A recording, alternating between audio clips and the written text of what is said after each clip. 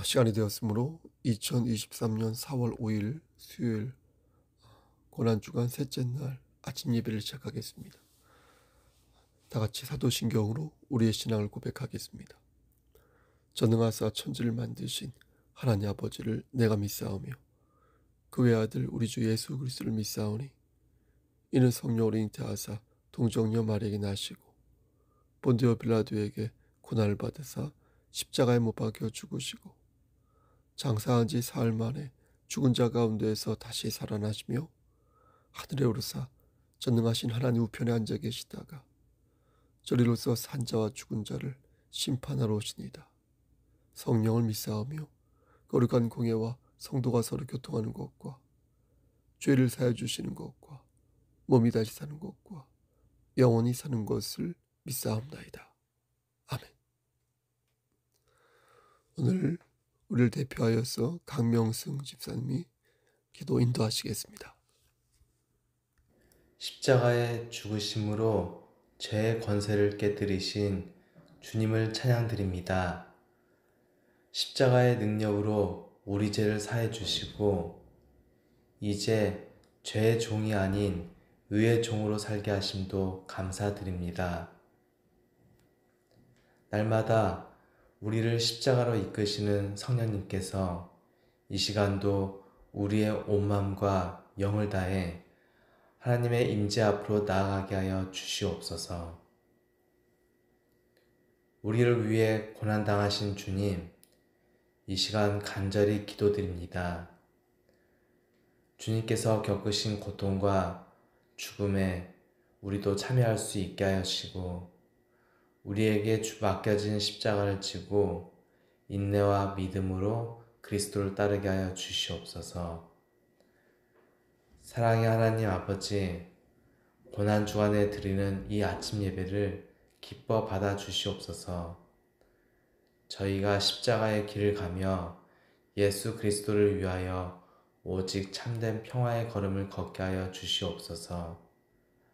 하나님의 몸된 교회를 지켜주시고 인도해 주시기를 간구합니다. 우리를 위해 고난받으신 예수님 이름으로 기도드립니다. 아멘.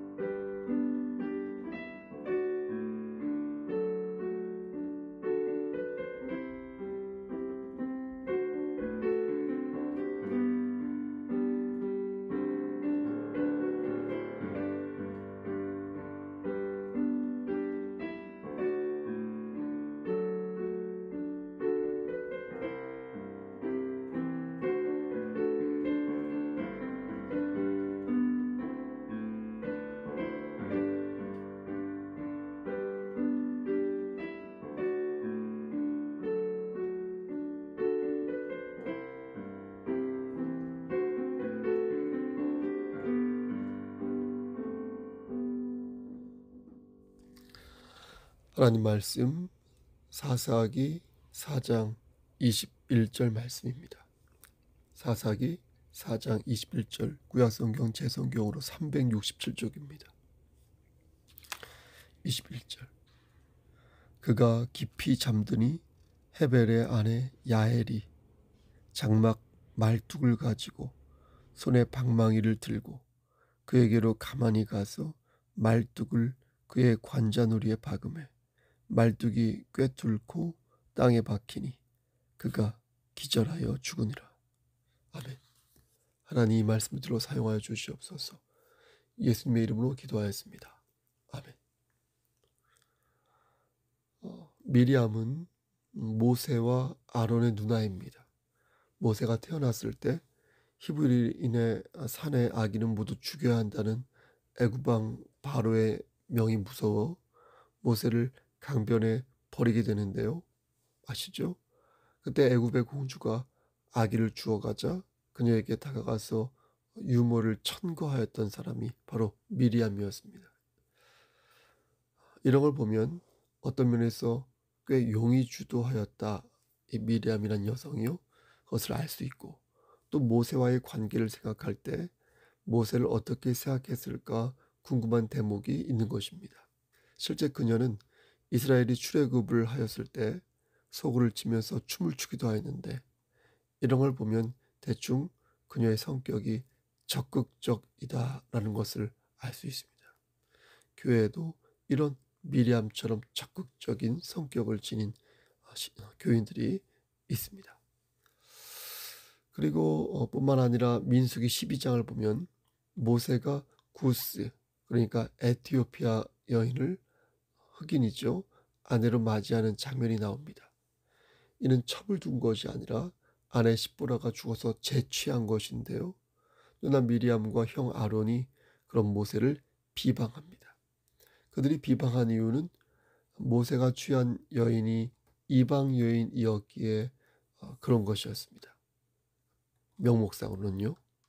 하지만 하나님께서 이방 여인과 결혼하지 말라고 한 것은요, 그로 인해 우상을 숭배할까봐 그걸 막으신 것이지 이방 여인 자체와 결혼하는 것을 막은 것은 아니었습니다.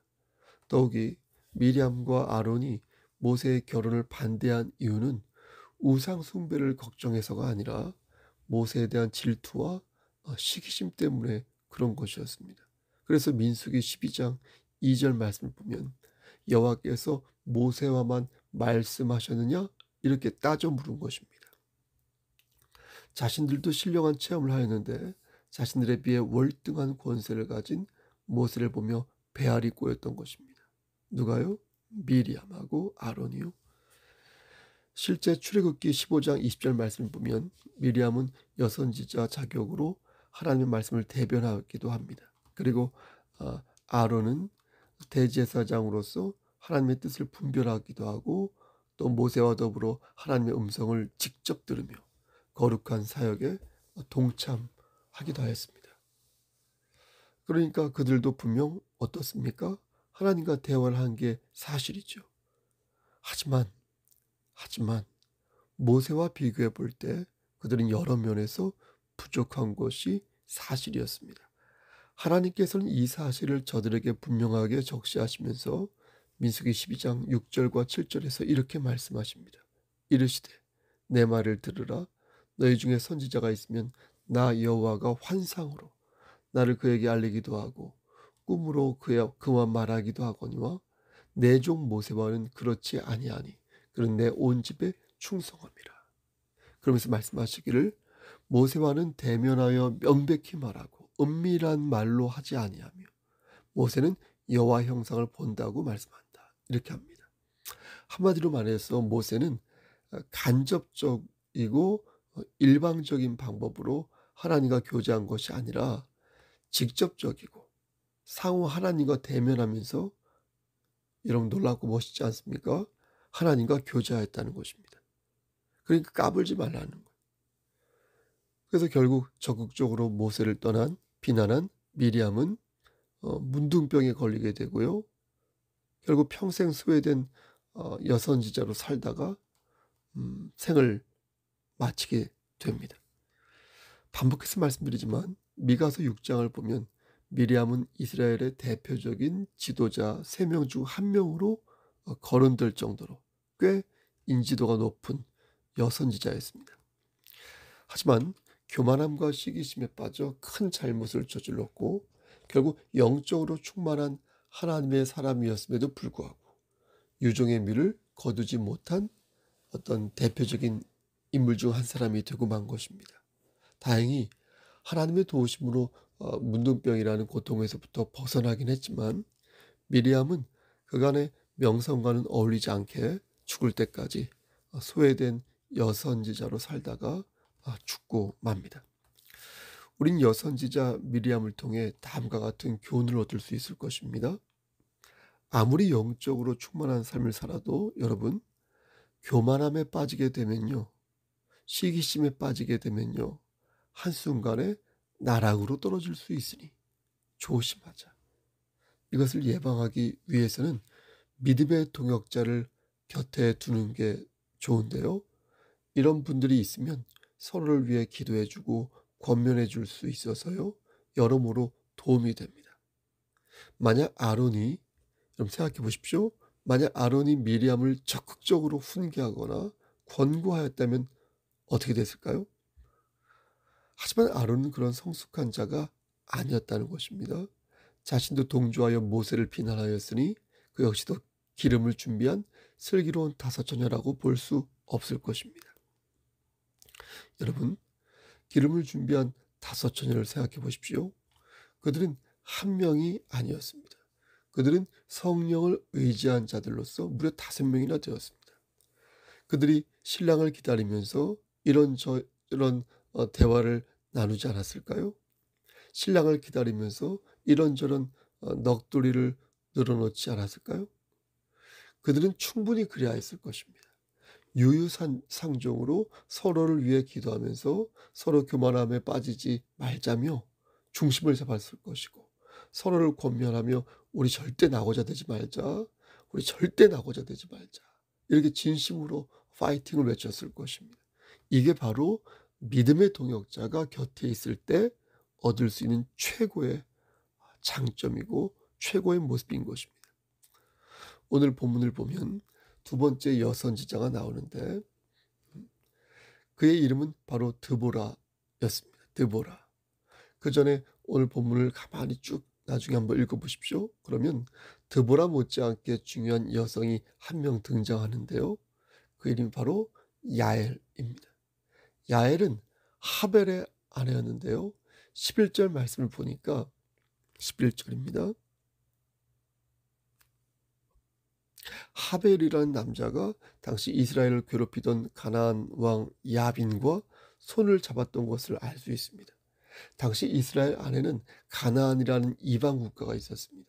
그들은 하나님을 믿지 않았습니다. 그들은 철병거를 지니고 있어서요, 군사적으로 무척 강했습니다. 철병거를 지니지 못했던 이스라엘 백성들은 가나안에 학대를 당했습니다. 학대라는 말은 원어로 라하츠라고 하는데요. 찾아보니까 그것은 포도즙 있죠. 포도즙을 막 짜기 위해서 발로 밟아 으깨는 행위를 뜻한다고 합니다. 그러니까 가나안의 왕 야빈이 그런 식으로 이스라엘을 혹독하게 괴롭혔다는 것입니다. 그런데 놀라운 것은 하나님께서 이스라엘 백성들을 구할 주인공을 그런 가나안 왕을 돕던 하벨의 아내로 선정하셨다는 것입니다. 그러니까 하벨의 아내가 바로 야엘이었던 것입니다. 드보라는 바락에게 하나님의 말씀을 선포합니다. 14절 말씀을 보면 드보라가 바락에게 이르되 일어나라. 이는 여호와께서 시스라를 내 손에 넘겨주신 날이라. 여호와께서 너의 앞서 나가지 아니하시느냐 하는지라. 이에 바락이 10,000명을 거느리고 다볼산에서 내려가니 드보라는 자신 있게 하나님께서 함께 하실 것을 선포합니다. 하지만 엄밀히 볼 때 바락이 가나안 군대 장관이었던 시스라를 죽였던 것은 아니었습니다. 실제로 군대 장관 시스라를 죽였던 사람은 바락이 아니라 하벨의 아내 야엘이었습니다. 우린 여기서 두 가지 교훈을 얻을 수 있습니다. 하나는 믿음이 성숙한 사람은 하나님의 섭리를 깊고 넓게 이해한다는 것입니다. 물론 드보라는 시스라가 죽게 될 것이라는 걸 구체적으로 알고 있었습니다. 9절 말씀을 보면 드보라가 바락에게 말하기를 네가 이번에 가는 길에서는 영광을 얻지 못하리니 이는 여호와께서 시스라를 여인의 손에 파실 것입니다. 이렇게 말하였습니다. 하지만 바락의 입장에서는 본인이 시스라를 잡아 죽이기 위해 최선의 노력을 다했을 것입니다. 그러므로 중요한 것은 무엇입니까? 중요한 것은 하나님의 섭리를 넓고 깊게 이해하는 것입니다. 누구를 통해 그것이 이루어졌든 간에 그것이 하나님의 섭리였음을 깨닫는 것이 지혜 있는 자의 모습인 것입니다. 그리고 자신은 최선을 다하여 하나님 말씀에 순종하면 되는 것입니다. 바락처럼 자신이 할 수 있는 것 최선의 것을 다하고 그리고 그 결과 속에서 하나님의 섭리를 넓고 깊게 발견하는 사람이야말로 바로 성숙한 그리스도인이라 말할 수 있을 것입니다. 두 번째 교훈은 숨겨진 보석입니다. 야엘은 헤벨의 아내였습니다. 그렇죠? 헤벨은 가나안 왕 야빈의 편이었습니다. 17절 말씀을 보면 시스라가 걸어서 도망하여 개인 사람 헤벨의 아내 야엘의 장막에 이르렀으니 이는 하솔 왕 야빈과 개인 사람 헤벨의 집 사이에는 화평이 있습니다 하였습니다. 군대 장관 시스라가 바락에게 쫓겨 도망가고 있을 때 머릿속에 그림이 그려지십니까?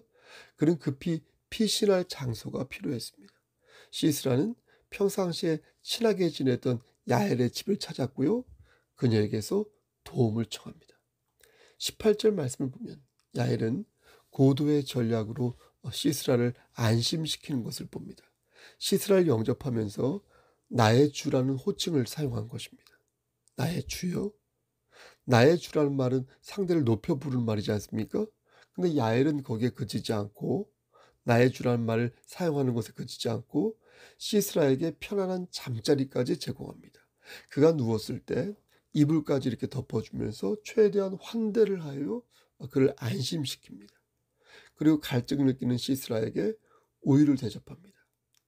사실 시스라는 물을 달라고 했지 우유를 달라고 하지 않았습니다. 요미들에게 우유는 매우 귀한 음료입니다.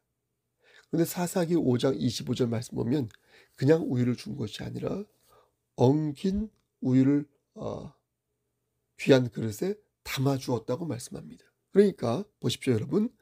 야엘은 시스라를 극진히 모심으로써 최대한 그를 안심시키는 전략을 꾸몄던 것입니다.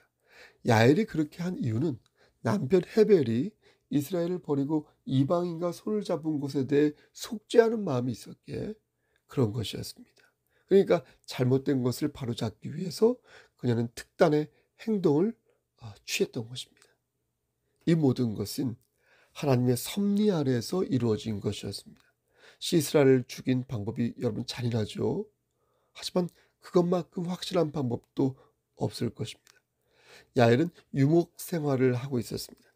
유목인들은 집을 짓지 않고 장막을 치는데요. 당시 장막을 세우는 일은 주로 여인들의 몫이었습니다. 그러니까 망치로 말뚝을 박는 것은 그들에게는 매우 익숙한 일이었습니다.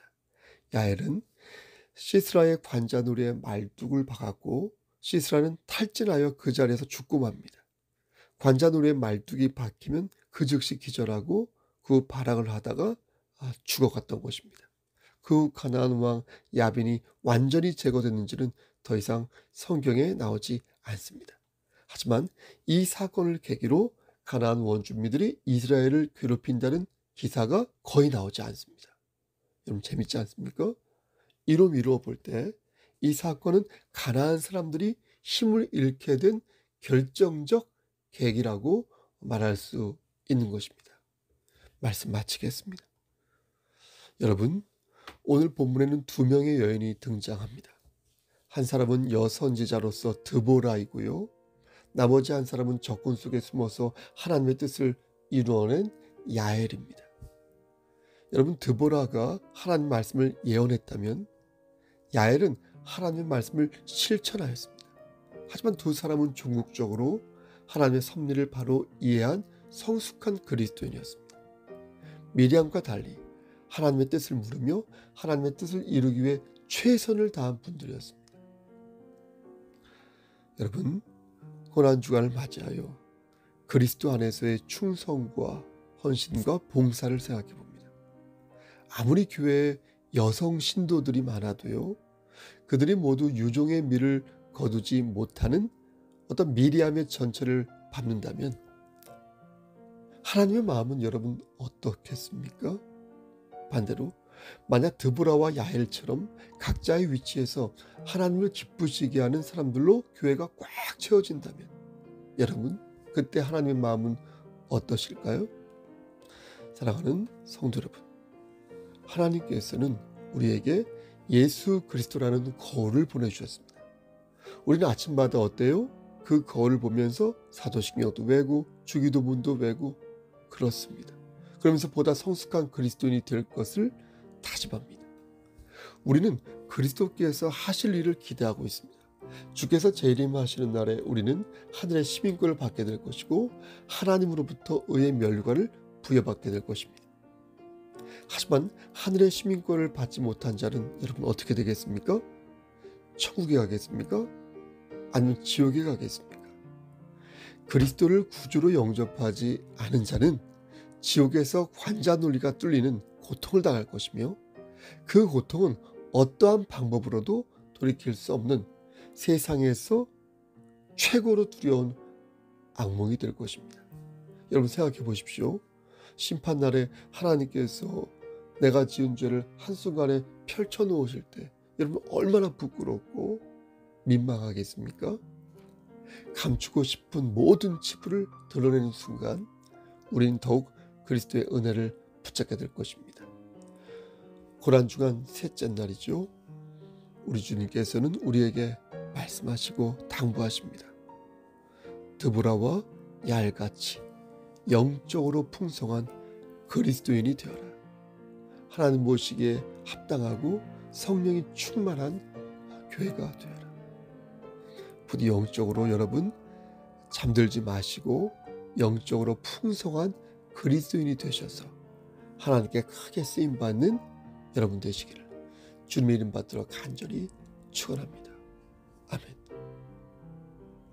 이제는 우리를 죄에서 구속하여 주신 우리 구주 예수 그리스도의 은혜와 아버지 하나님의 만극하신 그 사랑하심과 성령 하나님의 교통하시고 인도하시는 모든 역사하심이 영적으로 잠들지 않고 풍성한 그리스도인이 되어서 진정 하나님을 기쁘시게 하는 삶을 살기를 소원하는 여기 모인 성도와 그들의 가정과 이 제단과 이 나라 위에 하나님의 사랑하심이 세세토록 함께 계실지어다. 아멘.